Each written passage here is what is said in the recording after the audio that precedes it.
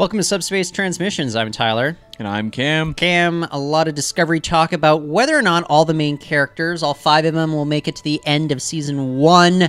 Right. Maybe we'll pose it to each other, who's going to survive, who's not going to survive, if we had to pick one. I think they're sending a lot of mixed signals about who could be at this point. I think there's like 3 or 4 strong contenders in the series, so Next season, it's going to be Burnham and no one else. Well, let's go through the list. Let's talk about Michael Burnham. Do you think she's coming back for Season 2? I do. I think that's a safe bet. What about Saru?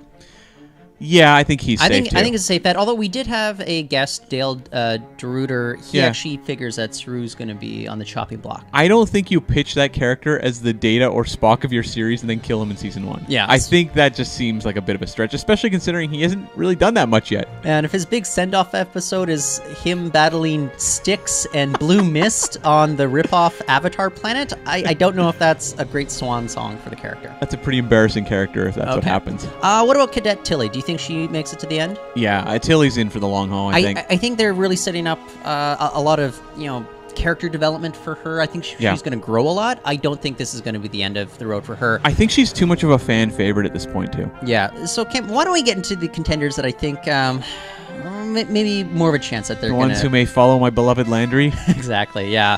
Why don't we talk about one Ash Tyler? Is this a guy who seems poised to make it to the end? We're on the mid-season hiatus right now. Yeah. He just had his encounter with L'Rell. Right. He's having PTSD flashbacks to a lot of, it looks like some really bad surgery going on. Right. What do you figure... not just surgery. Okay. But what do you figure Tyler's chances are? I don't know. This character is such a question mark because there's so much tied to him that it's either going to be what sort of puts him on a path towards becoming like a major character on the series, like give him a lot of interesting backstory, or he's essentially like a plot point for an arc. And I can't tell which angle they're taking. So I could easily see this character dying by the end of the Season 1, but I could also see him continuing onwards and having this really rich backstory. I think the problem with Tyler right now is he's so much of a cipher. Yeah, he's very undefined so far. The most we know about him is he really likes trout. Well, what more do you need? Well, if that's more than Saru has. That's true. No, but if that's his most defining characteristic, I just don't know. I think it'll be easier to dispatch him than, say, Saru, who at least, look, we know he's got the threat ganglia. He can run really fast, Right. Those kinds of intriguing nuances. If he dies, is the Discovery security chief kind of like being the Spinal Tap, drummer? Yeah, that could be. Who's going to be the security chief this week? First we had Landry, now Tyler. I don't know. Maybe we get a young Gary Mitchell who's whisked away. Ooh, I'm not against that. We'll see. Yeah. Would you be down for a Lieutenant Kirk? I want only if they CG Kirk, so he looks like Patrick Stewart in X-Men Origins Wolverine, like that type of CG, the real plastic sort of fake look. I want him to just look like he's floating. How about a mannequin? Close enough. Okay. What about one Captain Gabriel Lorca?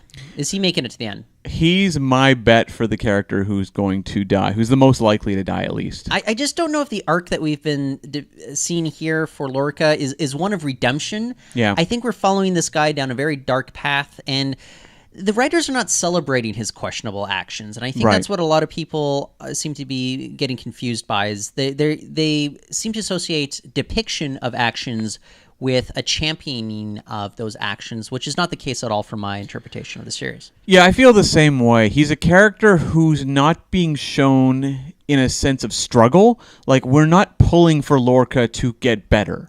And I think that's the difference. Like, you can show a character like Ash Tyler who we're seeing struggle with who he is. Right. And we want to see him recover. Whereas, like, Lorca, he's just getting worse and worse and worse. And, the cliffhanger in the mid-season finale didn't exactly portray him as a character who were like, boy, he's going to take them on fun adventures now. No, not at all. So I think there's a good possibility that Lorca's going to be the one who bites it. I prefer he doesn't, and that they keep him around as sort of this dark figure that maybe they have to return to in some sense. Kind of like a Hannibal Lecter, where Clarice Starling or William Graham, they get to visit him occasionally, right? Yes. Okay. Yeah.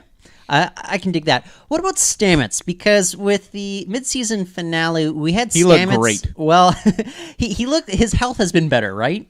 And he gave his partner, Dr. Hugh Culber, a bit of a send-off speech like, don't worry, I'm coming home. This is the last mission and I'll be back up. It's like every cliched like war veteran or cop who's about to retire sort of speech. I just bought a sailboat, planning on sailing to the Caribbean. To me, it's really telegraphing that this character is not long for this world. Do you think that he's going to be the one who has a big sacrifice? No. Really? I think Stamets is safe. Okay. I think Stamets is too distinct a character. I think he's... I think if you have a character like this established, the first openly gay character on a Star Trek series, they aren't going to kill him in season 1. Okay. I think he's too important. Like, I think fans have really bandied behind this character, rightfully so. He's one of the best written on the series. I think Anthony Rapp is fantastic. Why would you cut loose such a strong performer? Let me pose this to you. From a storytelling perspective, what's going to hurt more? The loss of Lorca, is that going to hit you in the guts, or the loss of Tyler, or the loss of Stamets? Out of those three characters... Oh, Stamets would by far be the worst. So I think that could be an argument as to why they would want to... Don't do it. Don't take my Stamets away. I know, You took my Landry, not my Stamets. Well, Cam, so far, he's my favorite character on the series. Yeah. I would be just bedridden with grief for about 5 minutes if a fictional character croaked. But no, in all seriousness, I really like this character. Yeah. I would hate it if they killed him off, but I could understand it from a storytelling perspective, because this is a character who's had a very distinct arc throughout this series, unlike, say, a Tyler, for example. Sure. So... I mean, other than, like, Burnham and Tilly, is there anyone you would want to see die less than Stamets? No. Yeah. Not for me. Yeah. Ariam. I there's so much more to find out about Commander Ariam before she croaks. Honestly, Laurel is a character I hope sticks around for the long haul Okay. too. I'm worried they're gonna kill her. Okay, but so we'll see. Cam, let's place our bets. You tell me, and I'll tell you who is going to die by the end of season 1 out of the main cast. Okay, I say Lorca. Okay, I'll go with Stamets. It pains me to say that, but I'll say Stamets. And I guess you guys can all laugh at our predictions just a few months from now. When Burnham dies. Exactly. Spoiler.